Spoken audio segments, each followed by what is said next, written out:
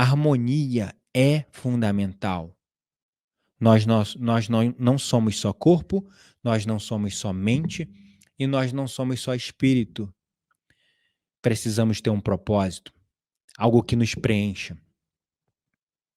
que seja um hobby.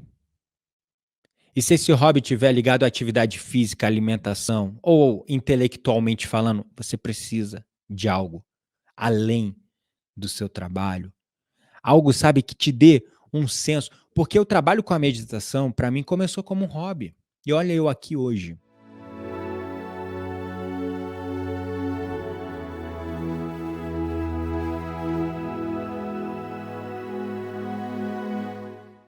Recentemente eu peguei um caso de um aluno que estava de licença médica por conta de ansiedade e depressão.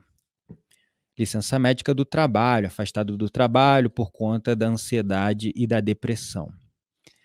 Ele entrou para o Soma, começou a fazer as meditações e teve uma grande melhoria. E começou a evoluir e tal, e começou a fazer o desmame das medicações. Só que daí ele voltou ao trabalho, porque ele ficou bem, e aí foi para avaliação médica e recebeu alta. E nisso que ele recebeu alta, ele voltou para o ambiente de trabalho. Que a essa altura, o ambiente de trabalho havia se tornado para ele um gatilho para a depressão e para a ansiedade. Porque ele trabalhou a vida toda pelo trabalho, mas necessariamente não trabalhava porque gostava do que fazia. Trabalhava porque tinha que trabalhar e o propósito que movia ele era cuidar dos filhos, era sustentar a família. E ele foi segurando a barra. Até que com 59 anos de idade, com os filhos todos criados, os filhos foram bater suas asas, foram voar para longe do ninho, ele se viu sem propósito, sem um porquê estar fazendo há tanto tempo algo que ele não gosta, só pelo dinheiro, e veio a depressão. A depressão, na verdade, ela foi antecedida por um burnout, seguido de ansiedade, que culminou numa depressão. Só que a linha tênue que separa um burnout de uma ansiedade para cair numa depressão é muito fina, assim, é uma linha tênue. Então é difícil você sentir, opa, tive burnout, opa, desenvolvi agora uma ansiedade, opa, agora eu tô com depressão. É tipo assim, é uma coisa colada na outra. Quando tu vê, tu desenvolve um quadro e de repente tu tá tomando remédio tarja preta. E tendo que pegar licença, afastamento, caramba, 4. Como foi o caso dele. O meu caso, eu não cheguei a pegar afastamento. Eu tinha um cargo de liderança, de gerência numa multinacional. Eu não podia me afastar do trabalho. Era um cargo de confiança, um cargo importante. Eu não podia me afastar do trabalho. Mas eu comecei a tomar Rivotril, remédio pesado, para conseguir dar conta. E o que acontece é que, né, o que engatilhou certamente a ansiedade e a depressão nele foi exatamente o trabalho. Porque o burnout é aquilo que se desenvolve quando você perde o sentido do porquê você está fazendo o que você faz. Repetindo, burnout é aquilo que você desenvolve quando você perde o sentido de estar fazendo aquilo o que você faz. Então, o burnout é um estresse crônico, é um estresse agudo. E alguns dos sintomas do burnout são apagões súbitos, sabe? Você está fazendo uma coisa, de repente tu dá um apagão, de olhos abertos, e fica ali, quase que catatônico. E esse é um dos sintomas, dentre outros. No meu caso, o sintoma foi esse, apagão súbito. Eu, de olhos abertos, ficava ali, tipo, vegetando, sabe, por um momento. Até alguém me chamar ou dar um chacoalhão, ô Gabriel, ei. Aí eu voltava, mas era tipo assim, o burnout, ele é quando o teu cérebro está chegando num estado de estresse tão grande que ele rebuta teu sistema, ele reinicia teu sistema para você não pirar. Para você não pirar. Então, por isso que você dá uns apagões assim do nada, né? Tu tá com tanto estresse, tanta ansiedade, que teu cérebro, para ele não entrar num estado pior, para ele não se danificar no nível do sistema nervoso central, o seu próprio sistema nervoso central desliga as funções do seu corpo, né. Então, foi aí que, pum, ele desenvolveu, né, um burnout, daí ele caiu na depressão, na ansiedade crônica e foi para a depressão. O esse aluno, ele começou a ficar muito bem da ansiedade, do motivo pelo qual ele estava tomando remédio. E aí o médico falou: "Não, vamos fazer o desmame, vamos tirar o remédio". E foi tirando aos poucos, ele não tirou completamente, ele estava tomando um comprimido ou meio comprimido por dia, quando ele tomava, e isso que é o perigo, quando o remédio se torna uma droga, no sentido da pessoa ficar dependente química. Ele tomava 6 comprimidos por dia. Isso não é saudável, né, gente? Então, medicamento é bom, mas o medicamento é para diminuir o sintoma. Você tem que tratar a causa raiz do problema. Porque o remédio ele não resolve a causa raiz do problema, que é emocional, que é a questão de questões existenciais, do porquê você está fazendo o que você faz, do porquê você está trabalhando no que você trabalha. E aí, o que, que acontece? Ele voltou a trabalhar e começou a ter recaída de novo, porque o ambiente de trabalho era o gatilho emocional para ele desenvolver a ansiedade e a depressão. No entanto, o que, que acontece? Quando conversando com ele, eu fui observando os padrões dele. E ele pegou licença, e durante a licença dele, tudo que ele fez como recomendado. Não, eu estou de licença para me curar e me recuperar da doença. Só que uma folha no vento, sem propósito, para onde o vento bate, ela vai. Um ser humano sem propósito, sem um motivo, sem uma razão, não consegue se movimentar e não consegue se curar. Se ele tivesse doente de uma coisa, por exemplo, física, uma lesão física, que ele precisasse de repouso para se recuperar, aí justificaria ele ficar completamente parado, sem fazer nada da vida e só meditando. Mas, até nisso, quando você observa os atletas de alta performance, quando eles se machucam, o tratamento dos atletas de alta performance é com fisioterapeuta, com toda uma equipe para que ele faça a recuperação em movimento. E logo o tempo de recuperação de um atleta, porque é uma recuperação em movimento, é um tempo de recuperação muito maior, ou desculpa, muito menor. Eles se recuperam muito mais rápido comparado com nós, meros mortais. Porque eles têm todo um aporte para fazer esse trabalho de recuperação em movimento, com fisioterapeuta, com todo um trabalho. Só que, infelizmente, a recuperação para as questões de ordem mental, emocional, energética, elas não acontecem num estado letárgico, parado, esperando a cura cair do céu. Repito, se a pessoa, é claro, estiver com alguma lesão, algum ferimento na carne, aí sim o repouso é necessário para a recuperação. E repito novamente, mesmo assim, atletas de alta performance, por exemplo, eles se recuperam em movimento com fisioterapia e por isso a recuperação deles é muito mais rápida do que a de pessoas normais como nós. Eu estou usando esse exemplo apenas para mostrar para vocês que ninguém se cura na inércia. A natureza do poder criativo divino é o trabalho. O impulso criativo de Deus, do universo, é o movimento. Então, nesse tempo livre de afastamento, de licença que ele ficou, o ideal era que ele tivesse procurado um hobby, uma coisa nova para estudar. Quem sabe aproveitar esse momento para estudar algo que pudesse proporcionar uma transição de carreira. Ah, mas eu estou muito velho, eu estou com 59 anos, eu não posso mais mudar de carreira. Tá tudo bem, mas que fosse uma coisa como um hobby que te desse o propósito, ou alguma atividade manual, algo novo para aprender, para se preencher, atividade física, alimentar o espírito, alimentar o intelecto, alimentar o corpo com movimento e meditar. Porque a meditação ajudou ele mesmo, mesmo.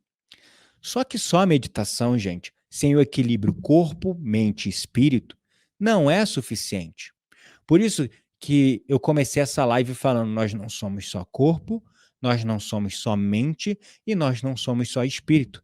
Se você cuida só de uma área da sua vida e deixa as outras áreas capengas, você vai estar em desequilíbrio. E desequilíbrio gera disfunção. Disfunção é desarmonia. Desarmonia promove distúrbios, doenças psicossomáticas de ordem emocional, de ordem mental, que afetam o teu físico. Então você pode estar cuidando fazendo atividade física, se alimentando bem pra caramba, atleta, mas não está cuidando das questões emocionais, das questões mentais. E aí a tua mente e as tuas emoções adoecem o seu corpo. Então, como eu disse, se você não cuidar dessas diferentes áreas do seu ser, é como se eles fossem um tripé. Sabe um banco com 3 pés? Se um pé tiver mais curto, ou se tiver faltando um pé, esse banco vai ficar capenga, meio torto, sabe? Então, para que o banco fique equilibrado certinho, os 3 pés ali, corpo, mente e espírito, eles têm que estar alinhadinhos, eles têm que estar no mesmo tamanho, eles têm que estarem sendo cuidados, eles têm que estarem sendo observados, né? Então, quando você começa a se dedicar a rotinas de autocuidado, por exemplo, a Fabíola está trabalhando, emprego novo, para ela não pirar, o que, que ela está fazendo? Ela está meditando. Para ela não adoecer, ela está cuidando do corpo físico dela. E como ela está trabalhando em algo que não é algo que ela quer fazer para o resto da vida dela, ela está fazendo o quê? Preparando o intelecto dela, estudando para o quê? Para o momento certo, se preparar e fazer uma transição de carreira mais suave para algo que ela quer trabalhar, que é ensinar meditação para outras pessoas. Então, a Fabíola é o perfeito exemplo desse processo de você cuidar do holos, do todo, assim como foi comigo. Assim como foi comigo. Remetendo à minha história, eu sempre fui uma pessoa de extremos, uma pessoa muito intensa, sabe? Quando eu amava alguma coisa, eu amava, como um bom escorpiano, e mergulhava de cabeça nessa coisa, e ia até as últimas consequências nessa coisa, e ficava estudando, me aprofundando, ou treinando, ou fazendo só aquilo com nível de dedicação extremo. Só que aí, essa intensidade toda, sem equilíbrio, era quase como uma chama que queimava, pegava fogo intenso, mas depois apagava. Como uma chama na palha, sabe? Que arde, queima rápido, mas logo consome a palha e se apaga. E eu fui tocando a minha vida assim, mudando de hobby em hobby, de estudo em estudo. Teve uma época na minha vida que eu só me dediquei ao intelectual. Eu só estudava, só estudava, só estudava, só acumulava informação para obter conhecimento. E era tudo relacionado ao meu trabalho, à minha área. Até que eu estudei tudo que eu tinha que estudar, que era possível e que existia dentro dessa área. E aí eu enjoava daquilo e largava de mão. E aí, nesse tempo que eu só estudava, a parte intelectual, só estudava, eu fui engordando, engordando, engordando, e fiquei Cheguei a bater 120 quilos. Vocês acreditem, se quiser, eu tenho um vídeo para provar. 120 quilos. Eu tinha 120 quilos. Eu era muito gordo. E eu cuidava só do intelectual e ignorava o meu corpo. E naquela época eu era o ateu, sabe? Eu estudava a filosofia, porque era para alimentar o meu ego e o meu intelecto com argumentos para eu diminuir a crença, a espiritualidade e a religião do outro. Então, era só um momento, foi um momento da minha vida ali de uns, sei lá, 10 anos, que eu só alimentava o intelectual. Como resultado disso, eu fiquei doente. Fiquei doente das emoções e fiquei doente do corpo. Desenvolvi sobrepeso, desenvolvi problemas de pressão arterial, colesterol altíssimo, tinha gastroenterites intensas e constantes, estava quase levando para uma úlcera, quase indo para uma úlcera, até que eu falei, chega, vou dar um basta nisso. Aí eu saí do intelectual e fui para o físico. E aí foi uma fase da minha vida, de mais ou menos uns 5, 6 anos, que eu só cuidei do físico. Só do físico. E aí virei o fit chato. Era chato com a alimentação, ficava criticando a alimentação do outro. Sabe aquele cara fit chato mesmo? Eu era o fit chato. Nossa, você está comendo isso, mas isso tem um alto valor calórico e nenhuma propriedade nutritiva. E eu comecei a me interessar por nutrição, atividade física, e minha vida girava em torno disso. CrossFit, corrida, treino, freeletics, alimentação, suplemento. E minha vida era só isso: corpo, corpo, corpo, corpo, corpo, corpo, corpo, corpo, corpo. Mas eu ignorei o meu intelectual e o meu emocional barra espiritual. E naquela pegada, atividade física e trabalho, atividade física e trabalho. E atividade física, até um certo ponto, era a minha terapia. Mas, como eu não estava cuidando das minhas emoções, como eu não estava cuidando da minha mente, o que aconteceu? Eu fiquei com o corpo sarado, né? Trincado. Nossa, gente, eu era gostoso, tá? Agora nem tanto mais. Mas eu ia pra padaria com a camisa aberta, só pra mostrar os meus tanquinhos. E chegava todo orgulhoso. Eu ia pra padaria comprar pão de camisa aberta, só pra ficar mostrando os meus tanquinhos. E o meu Instagram era só foto de tanquinho. Se você rolar minha timeline do Instagram lá até o final, tu ainda vai ver as fotos. Acho que ainda tem algumas fotos da minha época de fit chato e de gostoso. E aí, gente, nossa, eu era escroto. Sabe o que aconteceu? Como eu cuidei só do meu corpo, eu estimulei demais os músculos, não somente do meu corpo, mas os músculos do meu ego. E eu me tornei uma pessoa arrogante e metida, sabe? Metida. Mulherada começava a dar mole, começava a dar em cima de mim, aquilo foi inflando meu ego. Comecei a me achar a última batata do pacote, sabe como é que é, né? Então eu comecei a me achar a última batata do pacote, né? A Maneide falou aqui, a última bolacha do pacote. Bem, pelo amor de Deus, você quer um tapa, Maneide? Que lá no Rio de Janeiro não peça bolacha para os outros. Bolacha é tapa. É biscoito. E tem que puxar o X, hein? Biscoito. Enfim, brincadeiras à parte, o que aconteceu é que eu inflei, eu treinei também o músculo do meu ego, né? E me tornei uma pessoa extremamente egocêntrica, egoísta, arrogante, sarcástica, irônica. Sabe o que isso me levou, gente? Me levou a uma depressão. Né? Veio o burnout, porque eu era uma máquina.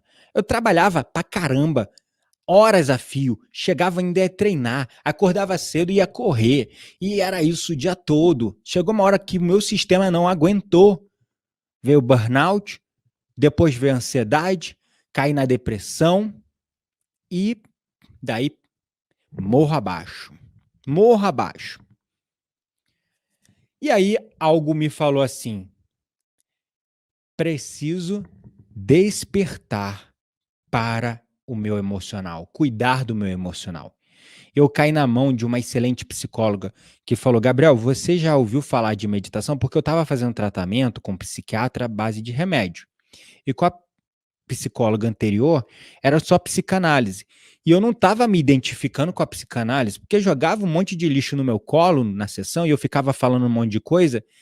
E a psicóloga nem falava o que eu ia fazer com aquela merda, aquele lixo que eu desenterrava, sabe? Então era um processo doloroso, cansativo e demorado. Até que uma amiga minha me indicou uma excelente psicóloga que trabalhava aí com essas holísticas, era psicóloga e trabalhava com as holísticas. E ela falou assim, essa psicóloga falou sobre a meditação para mim. E eu falei assim, meditação, mas isso não é coisa de religião, de budismo? Não, não vou fazer esse negócio de meditação, não acredito nessas coisas de religião. Beleza. Aí ela falou assim: não, Gabriel, é ciência, ó. Inclusive tem estudos publicados e tal. Me indicou vários estudos. Na época, isso foi há 8 anos atrás, não tinha nada em português. Ela me indicou vários estudos em inglês e um livro chamado The Relaxation Response, um livro publicado em 1974 pelo Dr. Herbert Benson, um médico emérito da Harvard Medical School.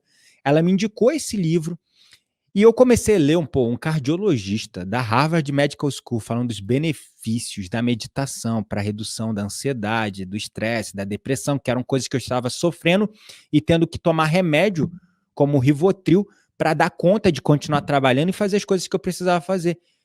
E aí aquilo abriu a minha cabeça e eu falei, vou começar a meditar. E na época não tinha nenhum aplicativo, nenhum professor de meditação em português, com meditações guiadas, porque meditações guiadas é uma ótima forma de você começar a meditar.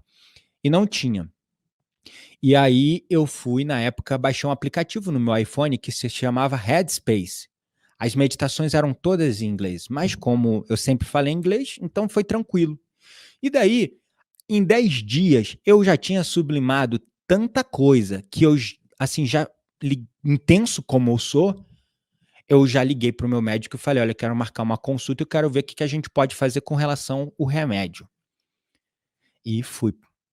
E aí comecei a fazer o desmame do remédio. Menos de 30 dias eu já não estava tomando remédio nenhum, né? Remédio nenhum. Então, aí foi outro momento intenso meu. Outro momento intenso meu.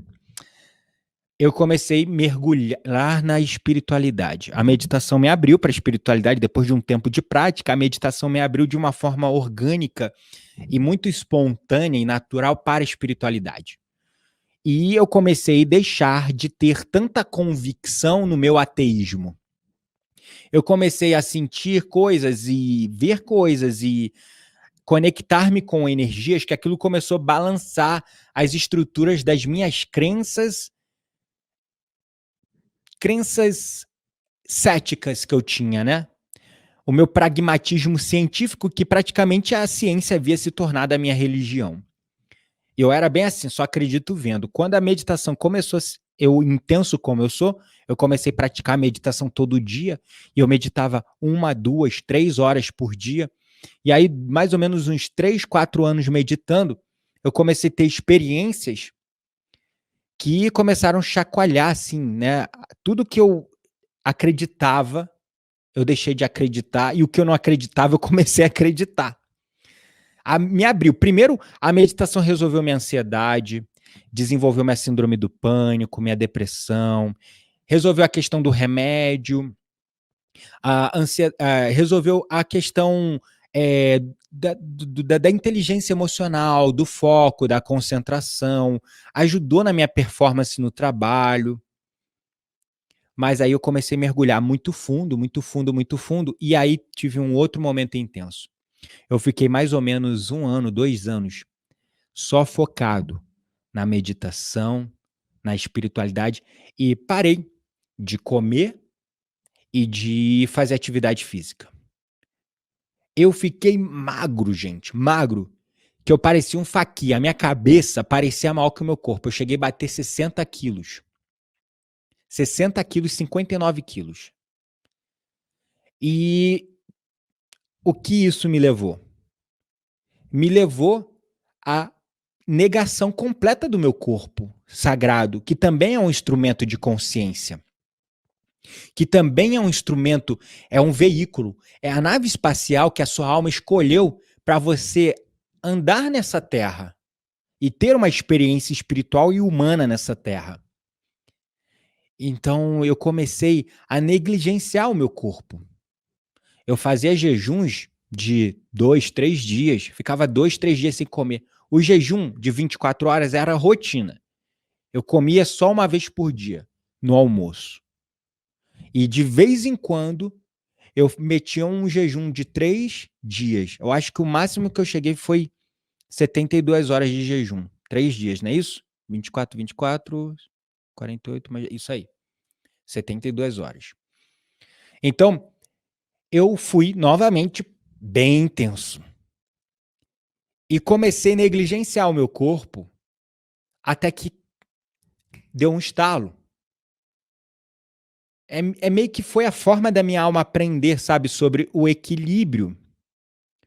Porque no momento da minha vida, durante 10 anos, eu foquei só no intelectual. Depois, graças a esse intelectual, eu tive um crescimento profissional, mas o meu corpo ficou em xeque. E aí eu falei, chega, agora eu quero emagrecer, eu quero cuidar da minha atividade física, da minha saúde. Fui cuidar da minha saúde física e fiquei 2, 3 anos com foco só no físico.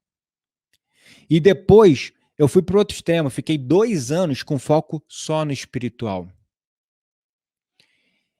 E aí eu falei, não, peraí, agora que eu vivi todos esses extremos, eu preciso aprender sobre o equilíbrio. Eu preciso aprender sobre o equilíbrio. Equilíbrio entre trabalho e lazer, atividade física e meditação, alimentar o meu intelecto, estudar, me conectar com um propósito, estar em movimento. Porque eu era 880. E aí eu aprendi a equilibrar essas áreas na minha vida. Então hoje eu medito, hoje eu me alimento, hoje eu faço atividade física e tudo no equilíbrio. Eu não sou mais o tarado da atividade física como eu era antes. Eu treino de forma inteligente. Também não sou mais o tarado da meditação como eu era antes. Eu medito hoje de forma inteligente. Também não sou o tarado dos livros, o tarado dos estudos, mas eu estudo e leio de maneira inteligente. E hoje eu estou vivendo a melhor fase da minha vida. Física, mental, emocional, espiritual. Nunca me senti tão alinhado, com tudo no devido lugar, com tudo certo, com tudo onde deveria estar. Me sinto saudável como nunca, me sinto conectado mais do que nunca e me sinto mais inteligente, conhecedor, eloquente do que nunca. E esse é um processo que só foi possível através do equilíbrio. E o equilíbrio ele é fundamental para a cura também, para a cura. Então, nesse caso do meu aluno que focou só na meditação e em descansar, em repouso, faltou coisa aí. Faltou. Faltou um propósito intelectual, um hobby, um estudo, um conhecimento para alimentar a mente, alimentar o espírito. Faltou uma atividade física para endorfinar, para preparar o corpo. Então, tudo na vida, gente, é pautado nos extremos e para a gente aprender a viver de forma mais harmoniosa, precisamos aplicar o equilíbrio. A harmonia é fundamental. A harmonia é fundamental. Nós não somos só corpo, nós não somos só mente E nós não somos só espírito. Precisamos ter um propósito, algo que nos preencha, que seja um hobby. E se esse hobby estiver ligado à atividade física, alimentação, ou intelectualmente falando, você precisa de algo além do seu trabalho. Algo, sabe, que te dê um senso. Porque eu trabalho com a meditação, para mim, começou como um hobby. E olha eu aqui hoje. Pois é, quando eu comecei lá atrás, indicado pela minha psicóloga para meditar, na época, eu comecei a meditar. Coisa de 3 meses meditando, eu comecei a sentir a necessidade de me reconectar com várias pessoas e pedir desculpas a várias pessoas que eu havia humilhado, passado por cima, diminuído, por conta daquele meu ego grandão que ficou enorme, né? Corpo sarado, abdômen trincado, um salário bom numa multinacional, viajando o mundo. Eu me achei o último biscoito, hein, Maneide? O último biscoito do pacote. Vê que esse negócio de bolacha lá no Rio, não, você toma um tapa. E isso, sabe o que fez para mim, né? Isso fez para mim esse processo de inflar o meu ego, que eu comecei a humilhar, diminuir pessoas, passar por cima de pessoas. E com 3 meses de meditação, aquela ficha começou a cair. E eu comecei a me sentir mal por ter feito mal a tantas pessoas. A minha consciência começou a me julgar e falou: Gabriel, você precisa se perdoar e pedir perdão. E eu fui atrás das pessoas. E as pessoas começaram a perguntar: Gabriel, você está diferente. As que ainda eram minhas amigas viram mudanças nas minhas atitudes e me perguntaram: Gabriel, você está diferente. O que você está fazendo de diferente? Eu falei: nada. Não estou fazendo nada de diferente. Não cortei cabelo diferente, não emagreci nem engordei, estou igual. Aí ele falou: não, você está diferente. Né? E aí, quando eu, de repente, um dia caiu a ficha na meditação, pô, o que eu estou fazendo de diferente é a meditação. O que eu estou fazendo de diferente é a meditação. Aí eu comecei a falar com as pessoas: não, eu estou meditando. Aí as pessoas: poxa, me ensina, eu estou precisando. Aí eu ia tentar ensinar as pessoas. Como eu não tinha formação como professor, eu ensinava do jeito que eu aprendi. As pessoas voltavam para mim e falavam: ah, Gabriel, meditação não funciona para mim. Aí eu falei: eu preciso, então, aprender a ensinar as pessoas. Aí eu fui, peguei minhas economias, tirei férias e fui para a Austrália. E lá na Austrália eu fiz a formação como professor de meditação. Voltei para o Brasil, continuei estudando, continuei me aprofundando, fazendo outros níveis da formação, só que à distância. E comecei a ensinar as pessoas. Criei um cursinho aqui, criei um cursinho ali. As pessoas começaram a me convidar para dar palestras em empresas. E foi assim, como um hobby que me preenchia, sabe? Foi uma coisa que eu comecei a estudar. Eu falei aqui, fui para a Austrália, mas você não precisa ir para a Austrália hoje em dia para aprender a ensinar ninguém a meditar. Porque há 8 anos atrás, infelizmente, não tinha opção, não tinha curso aqui no Brasil. 8 anos atrás, os cursos que tinham eram todos ligados a tradições, a religiões. Então pergunte-se, sabe? A pergunta que você tem que se fazer agora é: que sonhos e coisas que eu gostava na minha infância, na minha juventude, que eu tive que adiar para trocar meu tempo sagrado por dinheiro? Aí você vai ter a resposta na ponta da sua língua. E no momento que você tiver a resposta, aí vai vir à tua mente, teu crítico interno falando: eu não tenho tempo, não tenho dinheiro, não tenho como fazer isso, não tenho talento, não tenho dom. Eu tô enferrujado, eu tô enferrujada. Aí eu vou falar para você. Ou melhor, você vai falar pro seu próprio ego: foda-se, ego. Eu vou fazer assim mesmo. Aí, sabe como você pode começar? Gente, hoje tem vídeo no YouTube. Eu não sei, mas deve ter vídeo no YouTube ensinando até a montar bomba atômica, se tu quiser. E aí você começa a estudar gratuitamente. Tem canal de podcast, tem vídeo no YouTube. E aí você vai treinando, vai aprendendo essa coisa que você amava lá na tua infância, que você teve que adiar, que você teve que deixar para trás. E vai transformando isso num hobby. Tu gosta de bordar? Você gosta de pintar? Agrega atividade física na sua vida. Atividade física: mas eu também... As academias na minha cidade estão fechadas. Aí eu tô com medo de pegar Covid. Desculpinha. Estou fazendo um treino muito legal, inclusive, chamado Queima Diária. Tem aplicativo em 1 zilhão de tipos de treinamento, que envolve desde dança, exercícios de 15 minutos, você treinando no chão da tua casa com um tapetinho. E tá resolvido o treino. 15, 12 minutos. Então não tem desculpa hoje. Não tem desculpa para você deixar de fazer o que vai te fazer bem. Não tem mais desculpa. Então, corpo, mente e espírito. O nosso espírito, a nossa mente, ele é muito alimentado quando ele está conectado num senso de propósito. O senso de propósito, ele é muito alimentado quando você está estudando algo que tu tinha um sonho e adiou, e deixou para lá, engavetou.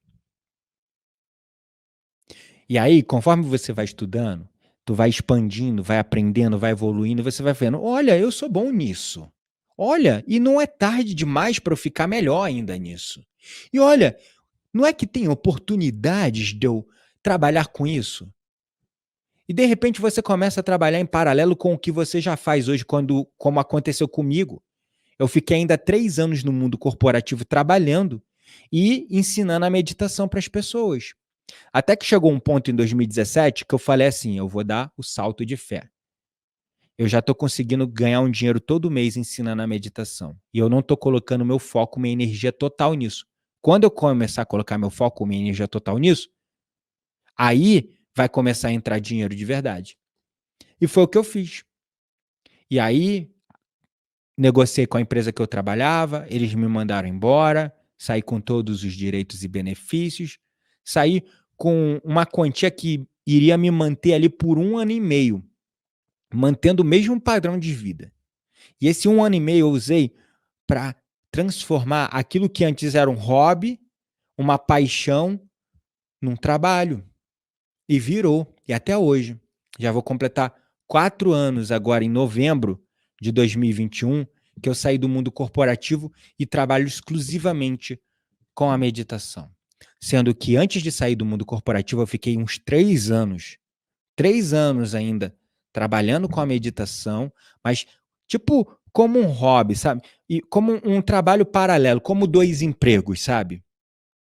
Então, esse é o ponto que nós temos que despertar, porque isso alimenta muito o nosso espírito e a nossa mente. E também não negligenciar o nosso corpo físico. Cuidar da nossa saúde, da nossa alimentação. Nunca é tarde para começar. De verdade, gente. Nunca é tarde para começar. Depois de 15 anos no mundo corporativo, quando eu já tinha o mundo aos meus pés no mundo corporativo, eu já estava numa posição de destaque com menos de 30 anos.